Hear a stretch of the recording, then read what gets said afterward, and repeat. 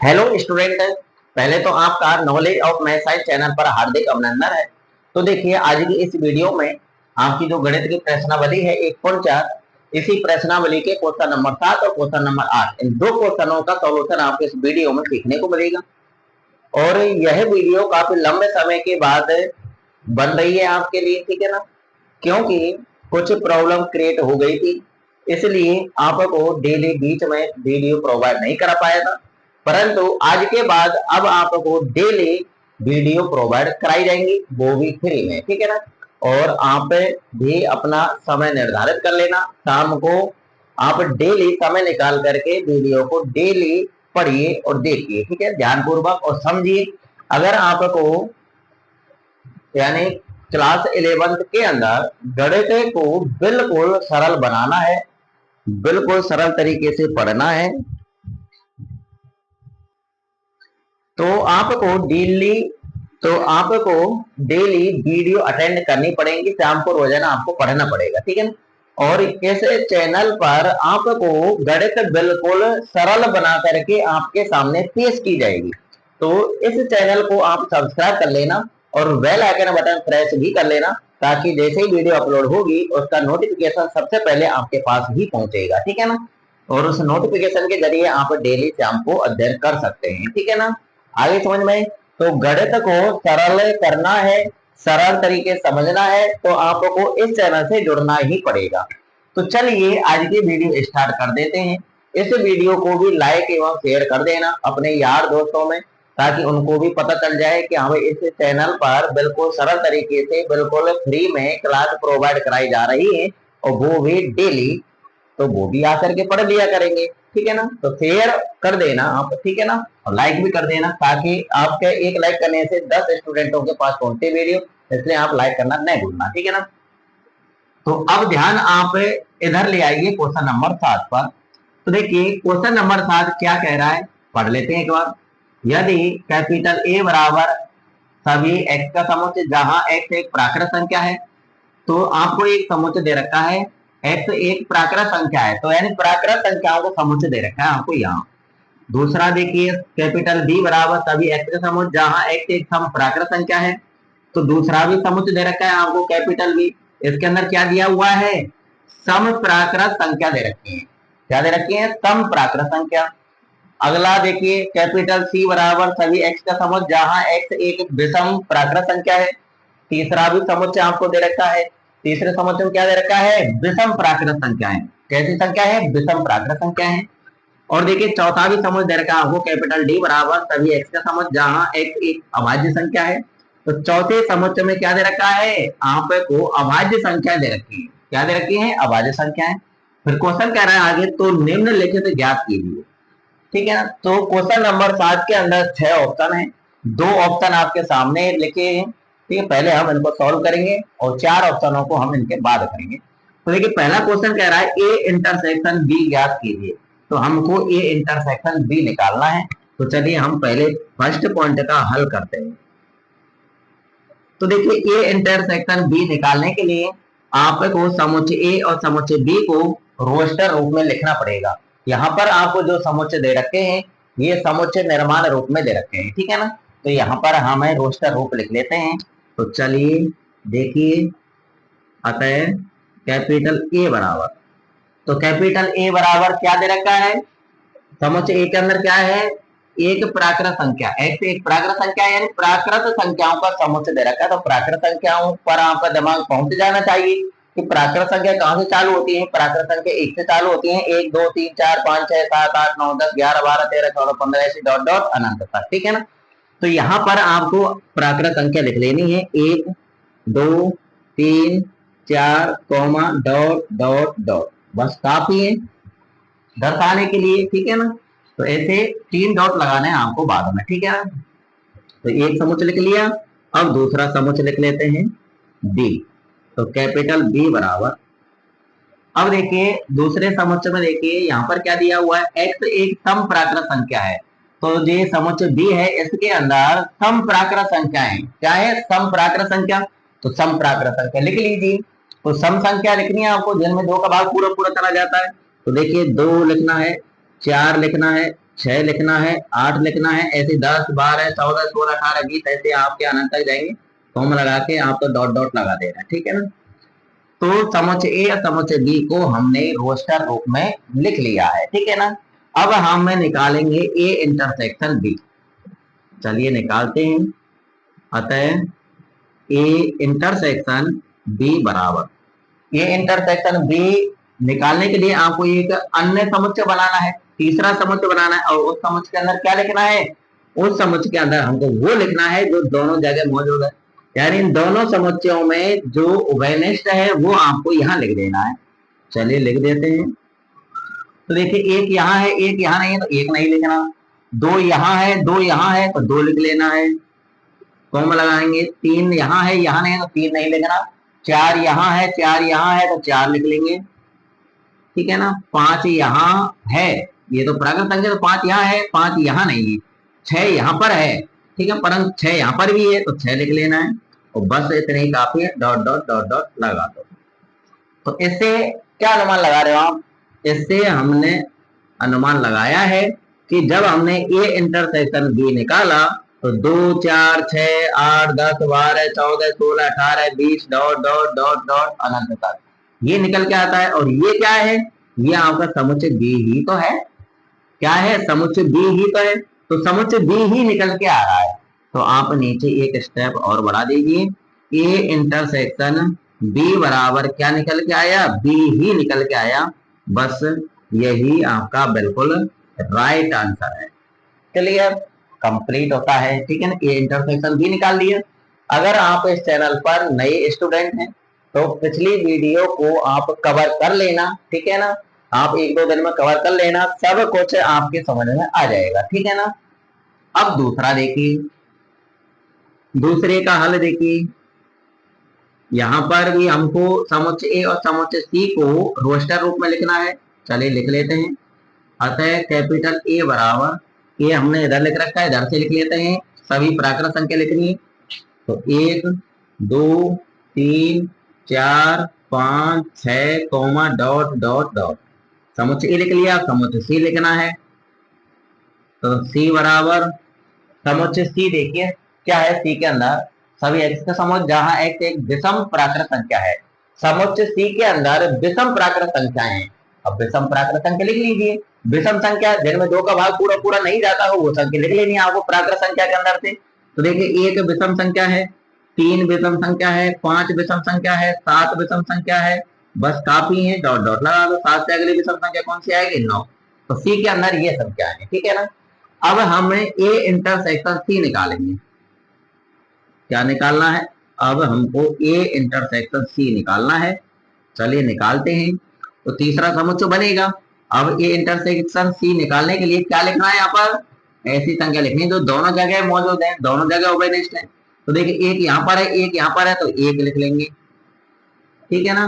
दो यहाँ है, दो यहाँ नहीं है, तो दो नहीं लिखना। तीन यहाँ है, तीन यहाँ है, तो तीन लिख लेंगे, कॉमा।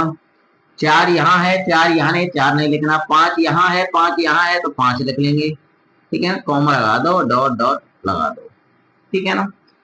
अब ए इंटरसेक्शन सी बराबर निकल के आया 1, 3, 5, 7, 9, 11 ऐसे ही तो संख्या निकल के आएंगी। और इससे क्या अनुमान लगा रहे हैं? इससे हम ये अनुमान लगा रहे हैं कि ये जो हमने निकाला है ये इंटरसेक्शन है सी, यह सी ही है। सी में भी वही अवयव है जो यहाँ ये इंटरसेक्शन सी में है। तो हम इसकी जगह पर सी लिख सकते हैं। तो लिख देते हैं, चलिए ए इंटरसेक्शन सी बराबर क्या निकल के आया? सी ही निकल के आया। बस यही आपका बिल्कुल राइट आंसर है, ठीक है ना। तो क्वेश्चन नंबर 7 के 2 पॉइंट आपके कंप्लीट होते हैं, ठीक है ना। 4 पॉइंट और बचे हैं, उनको भी सॉल्व करते हैं, ठीक है ना। बिल्कुल सरल है।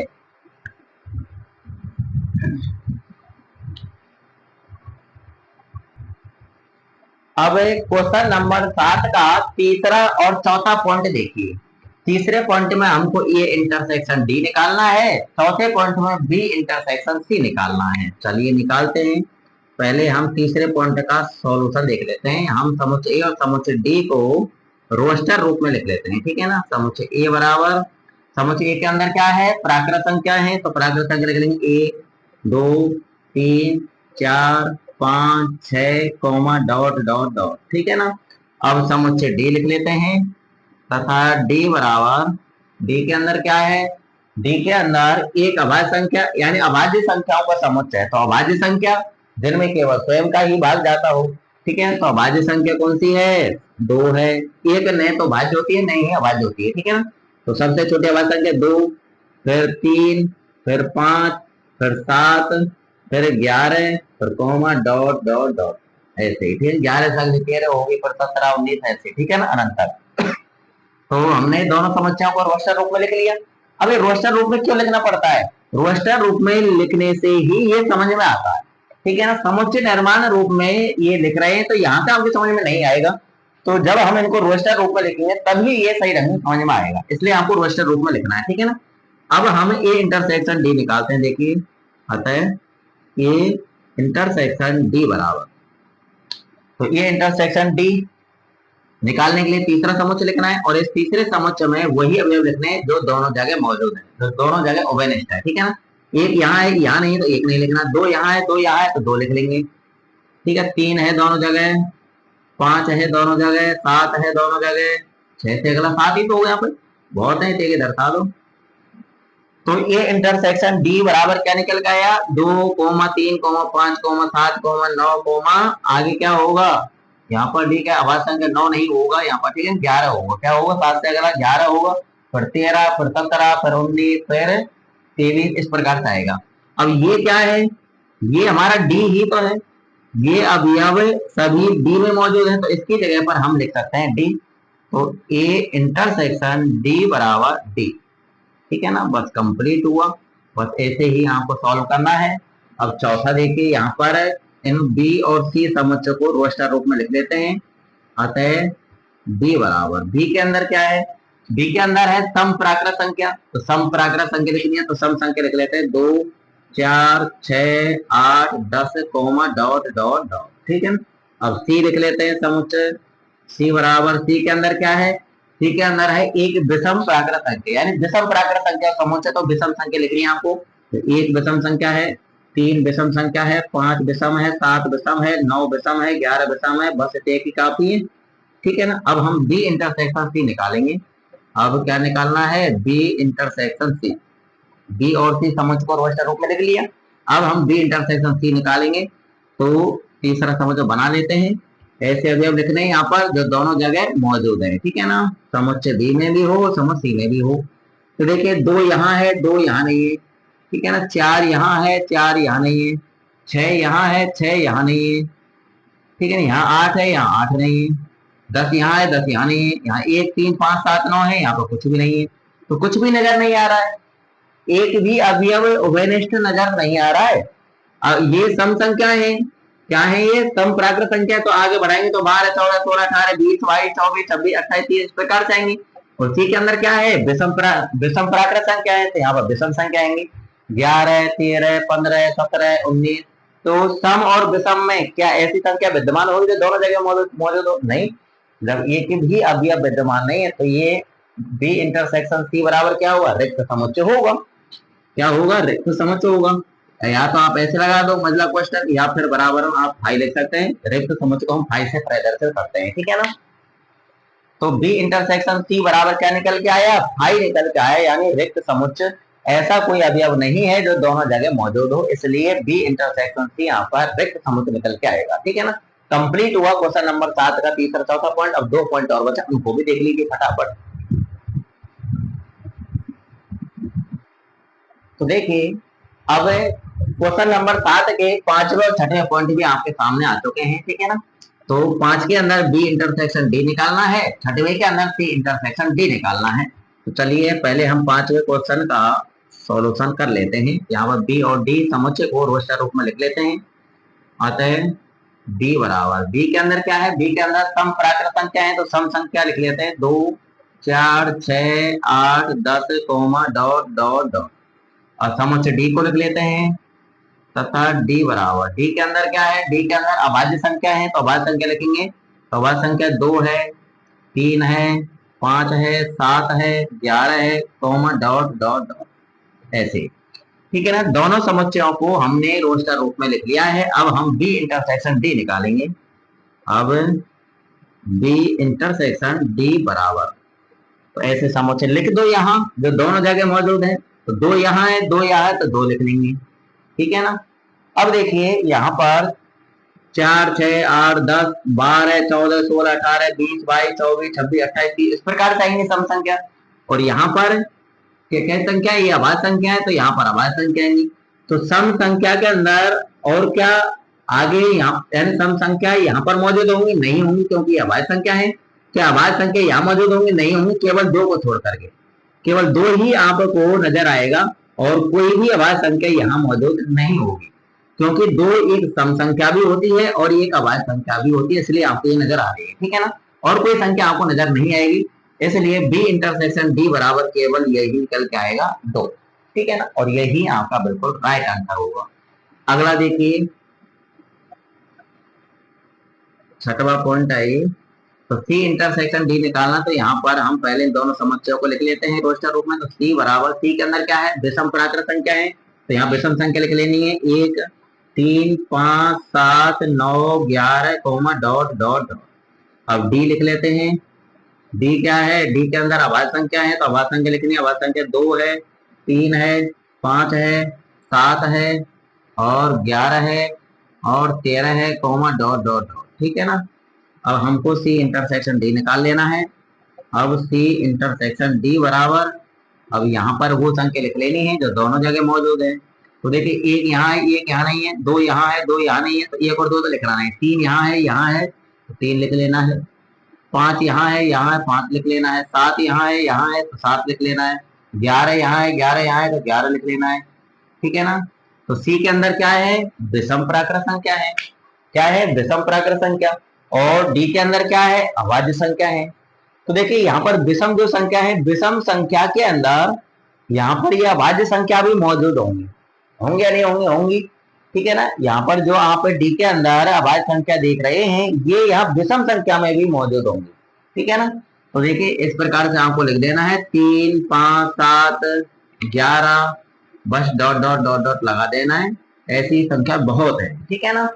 आगे समझ में, तो सी इंटरसेक्शन डी बराबर आपका ये निकल के आया और यही आपका बिल्कुल राइट आंसर होगा। क्वेश्चन नंबर 7 आपका बिल्कुल कंप्लीट होता है। अब हम क्वेश्चन नंबर 8 की तरफ गमन करते हैं। बहुत ही सिंपल तरीके से आपके समझ में आएगा। क्वेश्चन नंबर 8 भी ऐसे ही। तो देखिए क्वेश्चन नंबर 8 आपके सामने आ चुका है। क्वेश्चन नंबर 8 पढ़ लेते हैं क्या बोल रहा है।